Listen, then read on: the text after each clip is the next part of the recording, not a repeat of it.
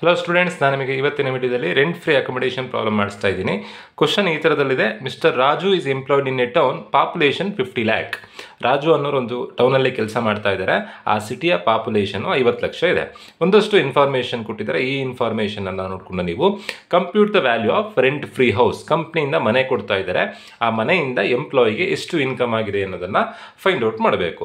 So ಮನೆಯಿಂದ ಎಷ್ಟು income ಆಗಿದೆ ಅಂತ ಫೈಂಡ್ ಔಟ್ ಮಾಡೋದಕ್ಕೆ 2 ಫಾರ್ಮೆಟ್ ಇದೆ. ಸೊ ಆ 2 ಫಾರ್ಮೆಟನ್ನು ನಾನು ಪ್ರೀವಿಯಸ್ ವಿಡಿಯೋದಲ್ಲಿ ತಿಳಿಸಿದ್ದೆ. ಒಂದು ಕಂಪ್ನಿಯವ್ರದ್ದೇ ಓನ್ ಪ್ರಾಪರ್ಟಿ ಆದರೆ ಫಸ್ಟ್ ಫಾರ್ಮೆಟ್ ಪ್ರಕಾರ ಕ್ಯಾಲ್ಕುಲೇಷನ್ ಮಾಡಬೇಕು. ಕಂಪ್ನಿಯವರು ಒಂದು ಮನೆಯನ್ನು ಬಾಡಿಗೆಗೆ ತೊಗೊಂಡು ಎಂಪ್ಲಾಯಿ ಪ್ರೊವೈಡ್ ಮಾಡ್ತಾ ಇದ್ರೆ ಸೆಕೆಂಡ್ ಫಾರ್ಮೆಟ್ ಪ್ರಕಾರ ಕ್ಯಾಲ್ಕುಲೇಷನ್ ಮಾಡಬೇಕು. ಇಲ್ಲೆಲ್ಲೂ ಕೂಡ ಕ್ವಶನ್ನಲ್ಲಿ ರೆಂಟ್ ಪೇ ಮಾಡ್ತಾ ಇದ್ದಾರೆ, rent paid by the employer ಅಂತ ಏನೂ ಕೊಡಲಿಲ್ಲ. ಸೊ ಹಾಗಾಗಿ ನೀವು ಇದನ್ನು ಓನ್ ಬೈ ಎಂಪ್ಲಾಯರ್ ಅಂತ ಅರ್ಥ ಮಾಡಿಕೊಂಡು ಫಸ್ಟ್ ಫಾರ್ಮೆಟ್ ಪ್ರಕಾರ ಕ್ಯಾಲ್ಕುಲೇಷನ್ ಮಾಡಬೇಕು. ಫಸ್ಟ್ ಫಾರ್ಮೆಟ್ ಪ್ರಕಾರ ಕ್ಯಾಲ್ಕುಲೇಷನ್ ಮಾಡಬೇಕಾದ್ರೆ 10% ಆರ್ 7.5% ಆರ್ 5% ಆಫ್ ಸ್ಯಾಲ್ರಿ. ಯಾವಾಗ 10% ಅಂತಂದರೆ 40 ಲಕ್ಷಕ್ಕಿಂತ ಜಾಸ್ತಿ ಪಾಪ್ಯುಲೇಷನ್ ಇರುವಂಥ ಸಿಟಿಲಿ ಮನೆ ಕೊಡ್ತಾ ಇದ್ರೆ 10%, 15 ಲಕ್ಷಕ್ಕಿಂತ ಜಾಸ್ತಿ ಇದ್ದು 40 ಲಕ್ಷಕ್ಕಿಂತ ಕಮ್ಮಿ ಇರುವಂಥ ಪಾಪ್ಯುಲೇಷನ್ ಇರುವಂಥ ಸಿಟಿಲಿ ಮನೆ ಕೊಡ್ತಾ ಇದ್ರೆ 7.5%, 15 ಲಕ್ಷಕ್ಕಿಂತನೂ ಕಮ್ಮಿ ಪಾಪ್ಯುಲೇಷನ್ ಇರುವಂಥ ಸಿಟಿಲಿ ಮನೆ ಕೊಡ್ತಾ ಇದ್ರೆ 5%. ಈ ಕ್ವಶನಲ್ಲಿ ಅವರೇ ಕೊಟ್ಟಿದ್ದಾರೆ, ಆ ಸಿಟಿಯ ಪಾಪ್ಯುಲೇಷನ್ 50 ಲಕ್ಷ ಅಂತ 10% ಕನ್ಸಿಡರ್ ಮಾಡಬೇಕು. ಮನೆ ಕೊಡೋದ್ರಿಂದ ಅವರ ಸ್ಯಾಲ್ರಿಯ 10% ಅಷ್ಟು ಇನ್ಕಮ್ ಅಂತ ಕನ್ಸಿಡರ್ ಮಾಡಬೇಕು. ಸ್ಯಾಲ್ರಿ ಅಂದರೆ ಎಷ್ಟು ಐಟಮ್ ಕನ್ಸಿಡರ್ ಮಾಡಬೇಕು ಅಂತಂದರೆ 6 ಐಟಮ್ಗಳನ್ನು ಬರ್ಕೊಳ್ಬೇಕು. 6 ಐಟಮ್ ಯಾವ್ದು ಅಂತಂದರೆ ಫಸ್ಟು ಬೇಸಿಕ್ ಸ್ಯಾಲ್ರಿ. ಈ ಪ್ರಾಬ್ಲಮಲ್ಲಿ ಅವರ ಸ್ಯಾಲ್ರಿ ಎಷ್ಟು ಕೊಟ್ಟಿದ್ದಾರೆ? 16,000 ರೂಪಾಯಿ ತಿಂಗಳ ಸ್ಯಾಲ್ರಿ ಅಂತ ಕೊಟ್ಟಿದ್ದಾರೆ. ವರ್ಷಕ್ಕೆ ಎಷ್ಟಾಗುತ್ತೆ? 1 ಲಕ್ಷ. 16 160, 16 32, 160 192, 1,92,000 ರೂಪಾಯಿ ಸ್ಯಾಲ್ರಿ ಆಯಿತು. ಡಿಯರ್ನೆಸ್ ಪೇ ಕ್ವಶನಲ್ಲಿ ಕೊಡಲಿಲ್ಲ. ಡಿಯರ್ನೆಸ್ ಅಲೋಯನ್ಸ್ ಎಷ್ಟು ರಿಟೈರ್ಮೆಂಟ್ ಬೆನಿಫಿಟ್ ಅಂತ ಕೊಟ್ಟಿರ್ತಾರೋ ಅಷ್ಟು ಮಾತ್ರ ಕನ್ಸಿಡರ್ ಮಾಡಬೇಕು. 4,000 ಪರ್ ಮಂತ್ ಇದೆ, 4,000 ಇಂಟು 12. ಬಟ್ ರಿಟೈರ್ಮೆಂಟ್ ಬೆನಿಫಿಟ್ ಅಂತ ಎಷ್ಟು ಪರ್ಸೆಂಟೇಜ್ ಕೊಟ್ಟಿರೋದು? 40% ಮಾತ್ರ. So into 40%. ಅಲ್ಲಿಗೆ 12 4 48,000 ರೂಪಾಯಿ ಡಿ ಎ ಆಗುತ್ತೆ. 48,000ದಲ್ಲಿ ರಿಟೈರ್ಮೆಂಟ್ ಬೆನಿಫಿಟ್ ಇರೋದು 40% ಮಾತ್ರ. ಅಲ್ಲಿಗೆ 19,200 ರೂಪಾಯಿ ಡಿ ಎ ಆಗುತ್ತೆ. ಏನಕ್ಕೆ ಅಂದರೆ ರಿಟೈರ್ಮೆಂಟ್ ಬೆನಿಫಿಟ್ ಅಂತ ಎಷ್ಟು ಕೊಟ್ಟಿರ್ತಾರೋ ಅಷ್ಟು ಮಾತ್ರ ಕನ್ಸಿಡರ್ ಮಾಡಬೇಕು. ರಿಟೈರ್ಮೆಂಟ್ ಬೆನಿಫಿಟ್ ಅಂತ ಕೊಟ್ಟಿರೋದು 40% ಮಾತ್ರ. ನೆಕ್ಸ್ಟ್ ಕನ್ಸಿಡರ್ ಮಾಡಬೇಕಾಗಿದ್ದು ಕಮಿಷನ್ 9,000 ಪರ್ ಆನಮ್ ಇದೆ, ಡೈರೆಕ್ಟಾಗಿ 9,000 ಬರ್ಕೊಳ್ಬೇಕು. ನೆಕ್ಸ್ಟ್ ಕನ್ಸಿಡರ್ ಮಾಡಬೇಕಾಗಿದ್ದು ಬೋನಸ್. ಕ್ವಶನಲ್ಲಿ ಬೋನಸ್ ಕೊಟ್ಟಿದ್ದಾರೆ. Bonus equal to 1 month salary. Bonus ಎಷ್ಟು ಅಮೌಂಟ್ ಕೊಡ್ತಿದ್ದಾರೆ ಅಂತಂದರೆ 1 ತಿಂಗಳ ಸ್ಯಾಲ್ರಿಯನ್ನು ಬೋನಸ್ ಆಗಿ ಕೊಡ್ತಿದ್ದಾರಂತೆ. 1 ತಿಂಗಳ ಸ್ಯಾಲ್ರಿ 16,000 ರೂಪಾಯಿ ಇದೆ. Next all taxable allowances. ಕ್ವಶನಲ್ಲಿ ಅಲೋವೆನ್ಸ್ ಅಂತ ಯಾವ್ದು ಕೊಟ್ಟಿರ್ತಾರೋ ಆ ಎಲ್ಲ ಅಲೋವೆನ್ಸನ್ನು ಬರ್ಕೊಳ್ಬೇಕು.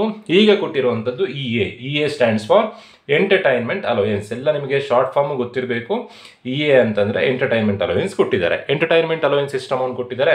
1,000 ತಿಂಗಳಿಗೆ ಎಂಟರ್ಟೈನ್ಮೆಂಟಿಗೆ ಅಂತ ದುಡ್ಡು ಕೊಡ್ತಾ ಇದ್ದಾರೆ. ಪರ್ ಮಂತ್ ಅಂತಿದೆ. ಸೊ ವರ್ಷಕ್ಕೆ ಎಷ್ಟಾಗುತ್ತೆ?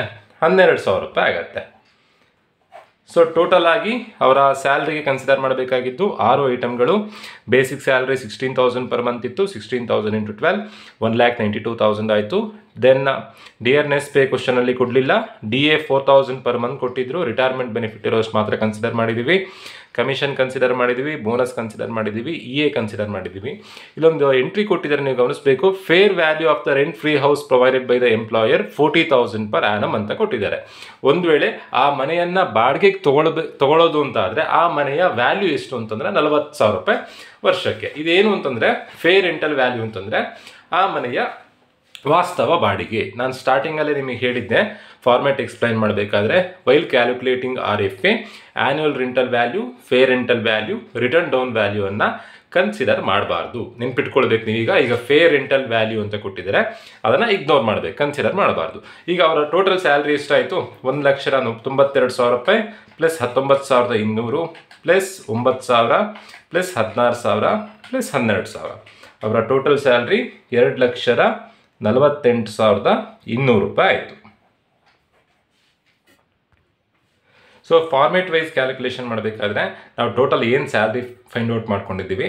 ಈಗ ಮನೆ ಕೊಟ್ಟಿದ್ದಕ್ಕೆ ಎಷ್ಟು ಇನ್ಕಮ್ ಅಂತಂದರೆ ಅವರ ಸ್ಯಾಲ್ರಿಯ 10%. Salary ಬಂದಿರೋಂಥ answer 2,48,200. ನೆನ್ಪಿಟ್ಕೊಳ್ಳಿ, ಇಲ್ಲಿ ಸ್ಯಾಲ್ರಿ ಅಂತಂದರೆ ಬರೀ ಬೇಸಿಕ್ ಸ್ಯಾಲ್ರಿ ಎಲ್ಲ 6 ಐಟಮ್ ಬರ್ಕೊಂಡು ಆ್ಯಡ್ ಮಾಡ್ಕೊಳ್ಬೇಕು. ಮನೆ ಕೊಟ್ಟಿರೋದಕ್ಕೆ 10% ಇನ್ಕಮ್. 2,48,200ಕ್ಕೆ 10% ಮಾಡಿದಾಗ 24,200 820 ರೂಪಾಯಿ ಆಗುತ್ತೆ. ದೆನ್ 10% ಆಫ್ ಅಸೆಟ್, ಏನಾದರೂ ಅಸೆಟ್ ಕೊಡ್ತಾ ಇದ್ದಾರಾ, ಮನೆ ಕೊಡೋದ್ರ ಜೊತೆಗೆ ಫರ್ನಿಚರ್ ಕೊಡ್ತಾ ಇದ್ದಾರೆ. ಆ ಫರ್ನಿಚರಿನ ವ್ಯಾಲ್ಯೂ 40,000 ಇದೆ. 40,000 ಇಂಟು 10%, 40,000 ಇಂಟು 10% ಮಾಡಿದಾಗ 4,000 ಆಗುತ್ತೆ.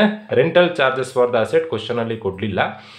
ರೆಂಟ್ ಪೇಯ್ಡ್ ಬೈ ಎಂಪ್ಲಾಯಿ, ಮನೆ ಕೊಟ್ಟಿರೋದಕ್ಕೆ ಏನಾದರೂ ಸಂಬಳದಲ್ಲಿ ಏನಾದರೂ ರೆಂಟ್ ಏನಾದರೂ ಅಮೌಂಟನ್ನು ಲೆಸ್ ಮಾಡ್ತಿದ್ದಾರಾ, ಅಂದರೆ ಮನೆ ಕೊಟ್ಟು ಇವರ ಸಂಬಳದಲ್ಲಿ ಮನೆ ಬಾಡಿಗೆಗೆ ಅಂತ ಅಮೌಂಟ್ ಕಟ್ ಮಾಡ್ತಾ ಇದ್ರೆ ಆ ಅಮೌಂಟನ್ನು ಇಲ್ಲಿ ಲೆಸ್ ಮಾಡಬೇಕು. ರೆಂಟ್ ಪೇಯ್ಡ್ ಬೈ ದ ಎಂಪ್ಲಾಯಿನೂ ಕೂಡ ಕ್ವಶನಲ್ಲಿ ಕೊಡಲಿಲ್ಲ. ಅಲ್ಲಿಗೆ ಫೈನಲ್ ಅವರಿಗೆ ಮನೆಯಿಂದ ಎಷ್ಟು ಇನ್ಕಮ್ ಆಯಿತು ಅಂತಂದರೆ 24,820 ಪ್ಲಸ್ 4,000 ರೂಪಾಯಿ. ಮನೆಯಿಂದ ಆಗಿರುವಂಥ ಇನ್ಕಮು 28,820. ಇದು ವ್ಯಾಲ್ಯೂ ಆಫ್ RFA. ಸೊ ಇದೇ ಪ್ರಾಬ್ಲಮ್ನಲ್ಲೇ ಈಗ ಕಂಪ್ಯೂಟ್ RFA ಅಂತ ಕೊಡೋ ಬದಲು ಕಂಪ್ಯೂಟ್ ಇನ್ಕಮ್ ಫ್ರಮ್ ಸ್ಯಾಲ್ರಿ ಅಂತ ಕೊಟ್ಟರೆ ಆವಾಗ ನೀವೇನು ಮಾಡಬೇಕು, basic salary 16,000 into 12, DA full amount ಬರೀಬೇಕು 4,000 ಇಂಟು 12, ಬೋನಸ್ ಬರೀಬೇಕು, ಕಮಿಷನ್ ಬರೀಬೇಕು, ಎಂಟರ್ಟೈನ್ಮೆಂಟ್ ಅಲೋವೆನ್ಸ್ ಬರೀಬೇಕು, RFA ಅಂತ ಬರೆದು ಈ ಅಮೌಂಟನ್ನು ಬರೀಬೇಕು. ದೆನ್ ಟೋಟಲ್ ಮಾಡಬೇಕು, ಗ್ರಾಸ್ ಸ್ಯಾಲ್ರಿ ಬರುತ್ತೆ, ಡಿಡಕ್ಷನನ್ನು ಲೆಸ್ ಮಾಡಿ ಇನ್ಕಮ್ ಫ್ರಮ್ ಸ್ಯಾಲ್ರಿಯನ್ನು ಫೈಂಡ್ ಔಟ್ ಮಾಡಬೇಕು. ಸೊ ಆ ಥರದ ಪ್ರಾಬ್ಲಮನ್ನು ಹೇಗೆ ಮಾಡಬೇಕು ಅಂತ ನಾನು ನಿಮಗೆ ಮುಂದಿನ ವಿಡಿಯೋದಲ್ಲಿ ತಿಳಿಸ್ಕೊಡ್ತೀನಿ. ಸೊ ನಿಮಗೆ ಎಕ್ಸಾಮ್ನಲ್ಲಿ ಒಂದು income from salary with RFA, ಇಲ್ಲಾಂದರೆ income from salary with HRA ಕೊಡ್ತಾರೆ. ಸೊ HRAನೂ ಪ್ರಾಬ್ಲಮ್ ನಾನು ಆಲ್ರೆಡಿ ಅಪ್ಲೋಡ್ ಮಾಡಿದ್ದೀನಿ, RFAನೂ ಅಪ್ಲೋಡ್ ಮಾಡಿದ್ದೀನಿ.